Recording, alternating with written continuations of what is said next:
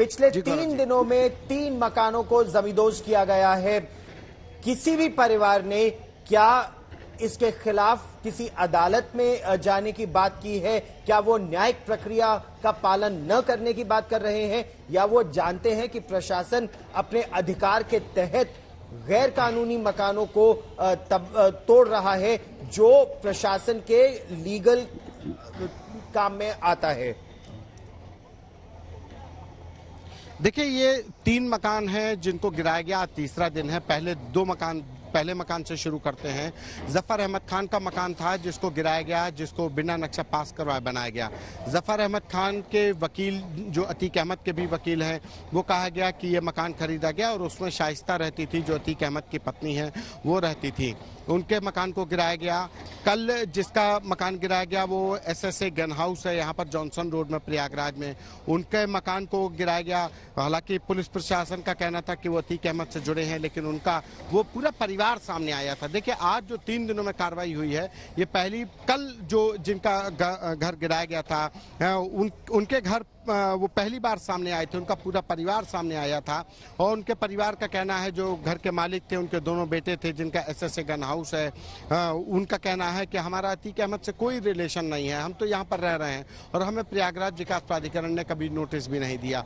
तो अभी कोई भी परिवार अभी कोर्ट की शरण में तो नहीं जाने की बात सामने आई है, लेकिन इतना जरूर है कि उनकी अपनी नाराजगी है। कल जिस तरीके से नाराजगी आई थी कि हमें नोटिस नहीं दिया गया, और वहीं दूसरी तरफ आज भी जिस तरीके से परिवार की नाराजगी है कि हमको बताया नहीं गया। और सबसे बड़ी बात कि मसकुद्दीन का ये मकान नहीं है, उनका कहना है ये मकान तो उनकी बहू के नाम पर दर्ज है, बहू ने ये लिया हुआ मकान, बहू को उन्होंने ये जमीन दान में दी थी और जिस पर उसने अपना लोन लेकर के मकान बनवाया है। तो ये एक बड़ी बात है जिस पर मसकुद्दीन के बहू के मकान के ऊपर ये कार्रवाई की जा रही है। पुलिस सूत्र ये बता रहे हैं संतोष, और जरा विस्तार से बताइएगा, क्योंकि सूत्र हमें यह बता रहे हैं कि एक सूची बनी है, एक फहरिस्त है, उसमें 12 नाम है, उसमें वो गुड्डू मुस्लिम का भी नाम है, कुछ और लोगों का भी नाम है, जो लोग सीधे तौर पर उस केस में शामिल थे, उनके घरों की पहचान की जा रही है और उनके घरों पर कार्रवाई होगी। क्या ये सारे घर प्रयागराज विकास प्राधिकरण के तहत ही आते हैं, और क्या इसी सूची का जिक्र प्रयागराज विकास प्राधिकरण भी कर रहा है?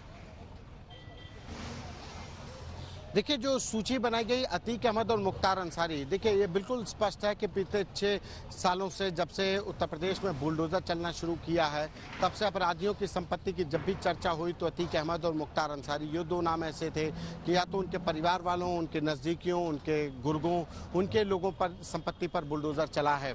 और अतीक अहमद के गैंग के ऊपर जिस तरीके से आरोप लगा कि बीते शुक्रवार को उमेश पाल हत्याकांड को अंजाम दिया गया, उस उमेश पाल हत्याकांड के बाद से ये तेजी जरूर आई है। यह अभियान पहले से चल रहा था, लेकिन उमेश पाल हत्याकांड के बाद से तेजी जरूर आई है कि लगातार 3 दिनों से बुलडोजर चल रहा है। पहले दिन जफर अहमद खान के घर पर, जिसने अतीक की पत्नी को शरण दी थी और जहां पर शूटर शाइस्ता से मिलने गए थे।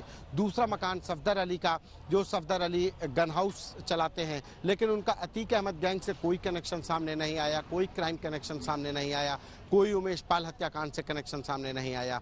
आज तीसरा दिन जो मसकुद्दीन का, जिनका बताया जा रहा है कि मसकुद्दीन की ये बहू के नाम पर ये मकान दर्ज है, मसकुद्दीन के ऊपर जरूर मुकदमे दर्ज हैं, उनके दोनों बेटे और भतीजों, कुल मिलाकर के 40 के लगभग मुकदमे दर्ज हैं। वो पूरा मुफ्ती के हिस्ट्री शीटर बताए जा रहे हैं, अतीक अहमद के भी करीबी बताए गए हैं, जिस पर कि ये कहा जा रहा है कि प्रशासन का कहना है, पुलिस सूत्रों का कहना है कि ये मकान बेसिकली मसकुद्दीन ने अपनी जो अपराध से जो कमाई थी उसको इन्वेस्टमेंट के तौर अपनी कागजों में अपने आप को बचाने के लिए उन्होंने ये मकान, ये जमीन अपनी बहू को दान में रजिस्टर्ड कर दी थी और जिसके बाद ये मकान बनाया गया। लेकिन जो परिवार का कहना है कि उनका लोन के द्वारा मकान बनाया गया। प्रयागराज विकास प्राधिकरण ने उमेश पाल हत्याकांड के बाद करीब 2 दर्जन ऐसे लोगों को चिन्हित किया है जो अतीक अहमद के करीबी हैं, चाहे वो गुड्डू